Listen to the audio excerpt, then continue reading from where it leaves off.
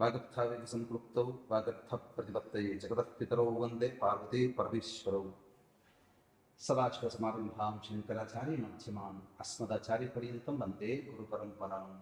ఆదిత్యాయ చ సోమాయ మంగళాయ బుధాయ చ గురుశుక్రశనిభ్యశ్చ రాహవే కేతవే నమః. శృంగేరి జగద్గురు పీఠాధిపతులకి, కంచె పీఠాధిపతులకి నమస్కారం తెలియజేసుకుంటూ కార్యక్రమాన్ని ప్రారంభిద్దాం. ఆదిత్యాయ చ సోమాయ మంగళాయ బుధాయ చ గురుశుక్రశనిభ్యశ్చ రాహవే కేతవే నమః. శృంగేరి జగద్గురు పీఠాధిపతులకి, కంచె పీఠాధిపతులకి నమస్కారం తెలియజేసుకుంటూ కార్యక్రమాన్ని ప్రారంభిద్దాం. ఈ రోజున మనము నవంబర్ 16వ తారీఖు రోజు నుంచి నవంబర్ 30వ తారీఖు వరకు ఉన్నటువంటి గ్రహ సంచార రీత్యా ద్వాదశ రాశుల వారికి ఏ విధంగా ఉండబోతుంది, అలాగే ఏ ఏ రోజుల్లో ఏ విధంగా ఖర్చులు ఎప్పుడు ఉంటాయి, ఆదాయం ఎప్పుడు ఎక్కువగా ఉంటుంది, మానసికంగా ప్రశాంతంగా ఎప్పుడు ఉంటారు, అలాగే ఆందోళనతో కూడుకున్నటువంటి రోజులు ఎప్పుడు ఉంటాయి, ఆరోగ్యంతో ఎలా అనారోగ్యంతో ఎప్పుడు బాధపడుతుంటారు ఇత్యాది అనేక విషయాల గురించి విపులంగా ఈ కార్యక్రమంలో చర్చించుకోబోతున్నాం. నవంబర్ 16వ తారీఖు నుంచి 30వ తారీఖు వరకు మకర రాశి వారికి ఏ విధంగా ఉండబోతుందో తెలుసుకునే ముందు గ్రహ సంచారం గురించి తెలుసుకుందాం. రాశి నుంచి 2వ ఇంట శని, 3వ ఇంట రాహువు, 5వ ఇంట గురువు వక్రీకరించి ఉండడం, 7వ ఇంట కుజుడు స్తంభించి ఉండడం, 9వ ఇంట కేతువు మరియు లాభస్థానంలో రవి బుధుడు మరియు 12వ ఇంట శుక్రుడు.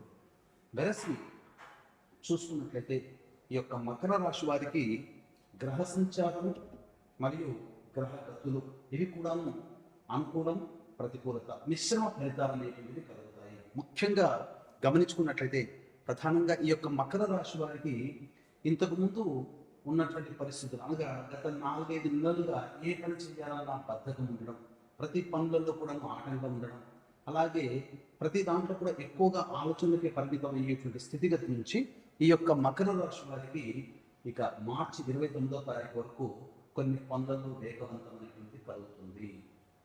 కాబట్టి అనుకున్న పనులను సజావుగా పూర్తి చేసుకోగలుగుతారు. ఇక ముఖ్యంగా గురువు యొక్క ప్రభావం సామాన్యమైనటువంటి పరిస్థితులే ఉంటాయి తప్ప పెద్దగా ఇబ్బందికర పరిస్థితులు అనేటువంటివి ఉండవు. కాకపోతే కుజుడు స్తంభించి ఉండడం, ఈ కారణం చేత జనవరి 25వ తారీఖు వరకు కూడా మిమ్మల్ని ఉడికించే సందర్భాలు ఎక్కువగా ఉంటాయి. అనగా మీకు చెప్పాలి అంటే మీకు కోపం తెప్పించే విధంగా, అలాగే మిమ్మల్ని ఉద్రేకపరిచే విధంగా కొన్ని సంఘటనలు తోటివాడు, ఉద్యోగస్తులు కావచ్చు, మిత్రులు కావచ్చు, బంధుమిత్రులు కావచ్చు, వాళ్ళందరూ కొంత మిమ్మల్ని ఉద్రేకపరిచే విధంగా మీ పట్ల ఉంటారు.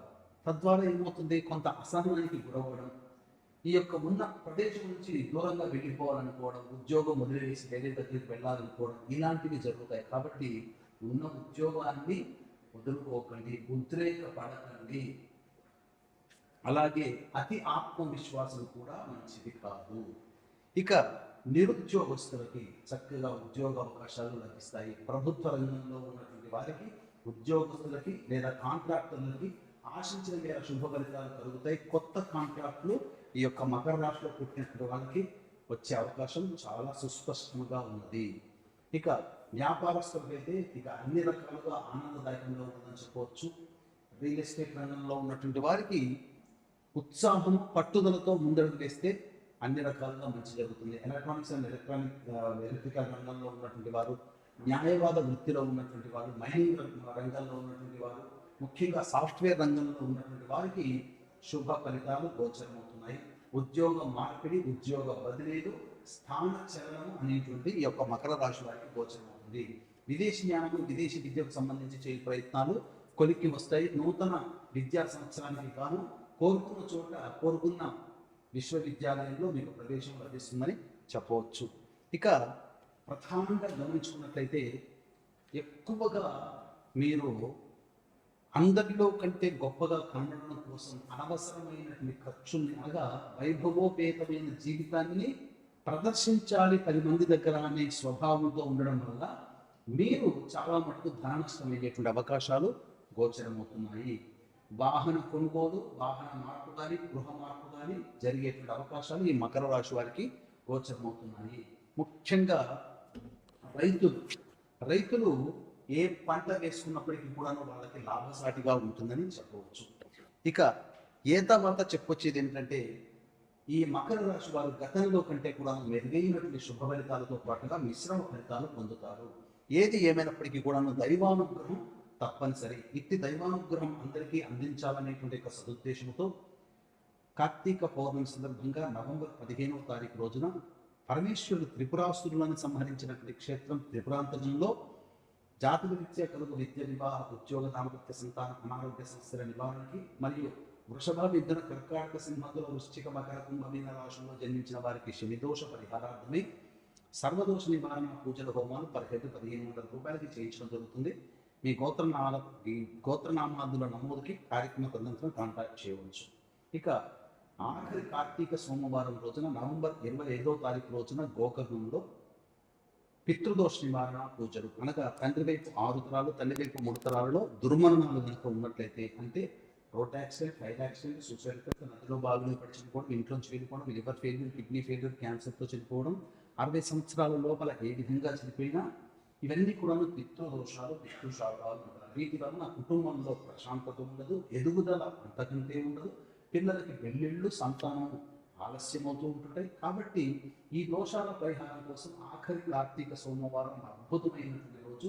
మళ్ళీ రాదండి. అవకాశం ఉన్న వాళ్ళు ఈ యొక్క కార్యక్రమంలో పాల్గొనదలుచుకుంటే కార్యక్రమ తదనంతరం కాంటాక్ట్ చేసి వివరాలు తెలుసుకోవచ్చు. ఇక ఈ కార్తీక మాసంలో నవంబర్ 16 నుంచి 30వ తారీఖు వరకు ఈ మకర రాశి వారికి ఏ విధంగా ఉండబోతుంది, ఖర్చులు ఎలా ఉంటాయి, ఆదాయం ఎలా ఉంటుంది, అలాగే సంతోషము మరియు ప్రశాంతత ఎప్పుడు ఉంటుంది అనే విషయాల గురించి క్లుప్తంగా తెలియజేసుకున్నాం. ఇక 16, 17వ తారీఖులో కనుక గమనించుకున్నట్లయితే అన్ని కూడాను ఆలోచనలకే పరిమితం అవుతాయి. ఏది కూడాను కార్యరూపం దాల్చదు. ముఖ్యంగా మీకు అనారోగ్యం చేసేటువంటి అవకాశాలు గోచరమవుతుంది కాబట్టి జాగ్రత్తలు పాటించండి. ఖర్చులు కూడా ఉంటాయి. ఇక 18, 19, 20వ తారీఖులో కనుక చూసుకున్నట్లయితే రాని బాకీలు వసూలు అవుతాయి. ముఖ్యంగా మీ ఎదుగుదలను చూసి ఈర్ష్య, అసూయ పడేటువంటి వ్యక్తులే మీ పక్కన ఉంటారు. తద్వారా మీరు ఇబ్బందికర పరిస్థితులు అనేటువంటివి గోచరమవుతున్నాయి. ఇక ముఖ్యంగా గమనించుకున్నట్లయితే సకాలానికి భోజనం చేయకపోవడం అనేటువంటిది ఈ 18, 19, 20 తారీఖులో గోచరమవుతుంది. 21, 22వ తారీఖులో కనుక చూసుకున్నట్లయితే జీవిత భాగస్వామి తీసుకున్నటువంటి, వ్యాపార భాగస్వామి తీసుకున్నటువంటి నిర్ణయం మీకు ఆనందాన్ని కలిగజేస్తుంది. రాని బాకీ వసూలైతే ధన ప్రవాహం అధికంగా ఉంటుంది. కాకపోతే మిమ్మల్ని ఉద్రేకపరిచే సంఘటనలు కొన్ని చోటు చేసుకుంటాయి కాబట్టి జాగ్రత్తలు పాటించండి, తగ్గి ఉండే ప్రయత్నం చేయండి. ఇక 23, 24 తారీఖుల్లో చూసుకుంటే మానసికమైనటువంటి ప్రశాంతత లోపిస్తుంది. ఏ పని ఎందుకు కూడా ఆసక్తి అనేటువంటి ఉండదు. తద్వారా ఇబ్బందికర పరిస్థితులు అనేటువంటివి కలుగుతాయి. జిగ్జాగ్గా ఉంటుంది, ఖర్చులు అధికంగా ఉంటాయి. ఇక 25, 26, 27 తారీఖులో చూసుకుంటే సంతానం మూలకమైనటువంటి ఖర్చులు కానీ సమస్యలు కానీ పెరుగుతాయి. సంతానంతో వివాదాలు పెరుగుతాయి కాబట్టి లౌక్యంతో వ్యవహరించండి. ఇక న్యాయవాద సంబంధమైనటువంటి విషయాలు, వారసత్వ సంపదగా ఉన్నటువంటి వాటి విషయాలకి కోర్టుల్లో కొంత మీకు అనుకూలమైనటువంటి తీర్పు లభించే అవకాశం గోచరమవుతుంది. ఇక 28, 29 మరియు 30వ తారీఖుల్లో నిరుద్యోగస్తులకు ఉద్యోగం లభించే అవకాశం మరియు ప్రధానంగా అన్ని రకాలైనటువంటి అవసరాలకి తగ్గట్టుగా మీకు, ఖర్చులకి తగ్గట్టుగా మీకు డబ్బు సమకూరుతుంది. రాని బాకీలు వసూలవుతాయి. ప్రధానంగా ప్రశాంతకరమైన జీవితాన్ని పొందుతారు. ఈ యొక్క మకర రాశిలో జన్మించినటువంటి వారు సుబ్రహ్మణ్య భుజంగ స్తోత్ర పారాయణం 3 సార్లు, అలాగే ఈ శివాలయ సందర్శనం తరచూ కనుక చేసుకున్నట్లయితే చాలా మటుకు సమస్యల నుంచి బయటపడవచ్చు.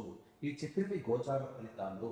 ఇక మీ యొక్క జన్మ జాతక రీత్యా ఉన్నటువంటి దశాంతర దశల ప్రభావాన ఇంతకంటే ఎక్కువగా సమస్యలు బాధిస్తుంటే దగ్గరలోని మంచి ఉపాసనా పరులైనటువంటి జ్యోతిష్యుని సంప్రదించి వారి సలహాలు, సూచనలతో పాటించినట్లయితే మరింత మెరుగైన ఫలితాలు పొందుతారని తెలియజేసుకుంటూ సర్వం శ్రీ ఉమామహేశ్వర పరబ్రహ్మ అర్పణమస్తు.